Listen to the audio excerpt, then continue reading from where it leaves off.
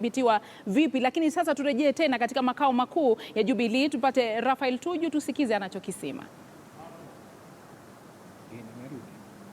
Na tutakuwa tukimpata Raphael Tuju muda usiokuwa mrefu aweze kutueleza mengi zaidi kuhusiana na mpangilio ambao umewekwa na Jubilee, lakini kwa sekunde chache pia na kwa sekunde chache tu naarifiwa kwamba Timothy Otieno yuko katika makao makuu ya Jubilee. Tupate ambacho kile wanakisema sasa kuhusiana na mpangilio mpya wa shughuli ya mchujo. Asante sana Zubeda. Naam, tuko hapa kwenye jumba kuu la Jubilee Party Headquarters, Thika Road. Mwenye katibu mkuu wa chama cha Jubilee anajiunga nasi live kwenye KTN News. Asante sana kwa kuzungumza nasi. Maybe we could begin by the latest news. We are made aware that you have cancelled all the party primaries across the country. Perhaps why? Well, maybe I should read the statement so that then the whole content of the statement goes out to everyone. Let me read it. After consultations with the party leadership and in the interest of fairness, transparency and integrity of our primaries, it has been resolved that no voting should be going on in the various centers after dark in all counties. This decision has been arrived at after considering the safety of all our members and especially women who may be impeded in exercising their democratic rights because of fear of darkness. And already by 6:30 going to 7, we had noticed that a lot of women had started leaving the lines. That's the report that we received. The party leadership is already in the process of reprinting ballot papers in sufficient quantities to be used for the primaries next week, according to a schedule that will be released in the course of tomorrow. The party would like to thank its members for their patience and acting in a peaceful manner throughout this day. The turnout was overwhelming, and while we are encouraged by this passion and expression of support for the party, we admit to have totally underestimated the level of turnout. We own up to this mistake, and we sincerely apologize to our aspirants and supporters. We are currently back on the drawing board, planning for a repeat following this total recall. While the voting process may have proceeded well in some counties, some constituencies and some wards to various levels of success, we are forced to take this unprecedented recall so as to ensure the integrity of our party and just to ensure that everybody gets a fair chance. Thank you. When we spoke to you earlier, of course, you have held 2 press conferences today, and you had exuded a lot of confidence that despite a few challenges, all would go on well. What has informed this decision to recall? An audit by all of us involved in the process. The moment you see that there are areas where there's too many question marks, we have a very, very robust appellate system. And we know that if any aspirant comes before that appellate process and shows that the process was compromised because of various problems, then we'll find ourselves in a lot of problems, and it is not right, because you should do your best, and it should be, if not 100%, over 90% okay. But when you have a situation in which people are voting well, the 1,000 people have voted, but there's another 600, 700 people online, and the ballot papers have run out, it is only fair that you give people another chance. So then, I'm trying to understand then, because this is an exercise that the party had announced would happen weeks ago.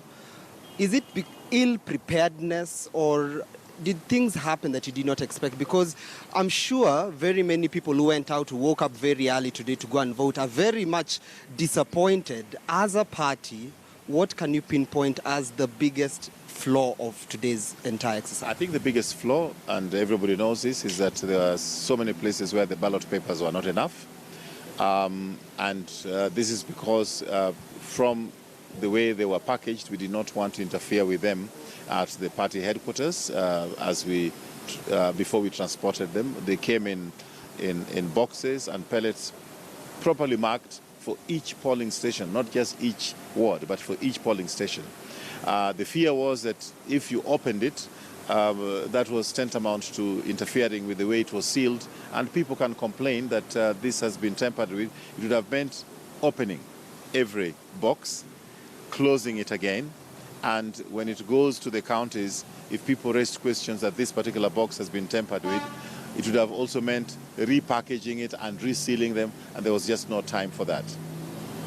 Would you say this is a failure on the party's part? Because your political opponents, on the other hand, had begun their primaries some days ago, and some members of the Jubilee party have been bashing the other side because of lack of democracy. But now we are seeing the same ghosts haunting the other side, coming back to haunt you.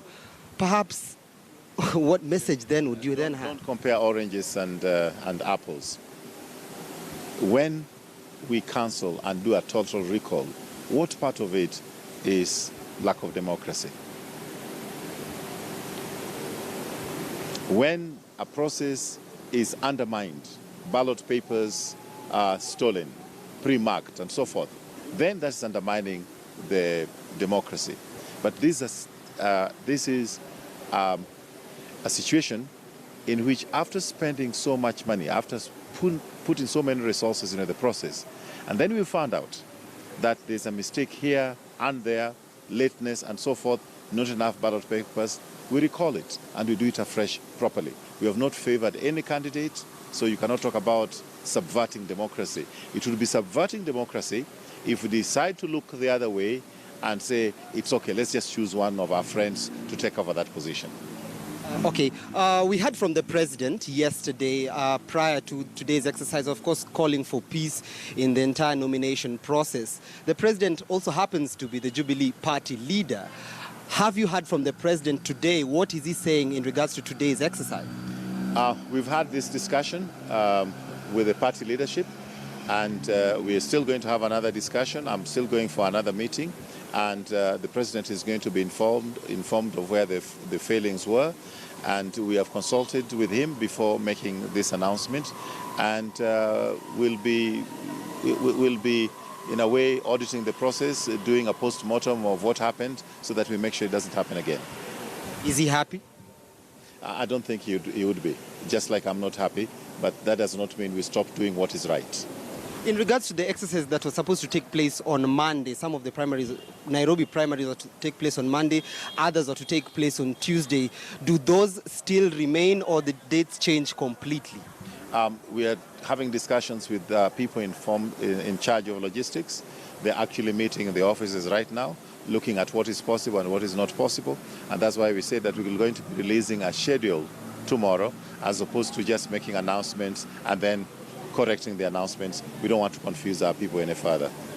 Right. Thank you so much, Mr. Raphael Tuju, for speaking to KTN. That's the Secretary General for the Jubilee Party, who just moments ago announced a total recall of the exercise that took place today very early in the morning across 21 different counties, affecting 122 constituencies.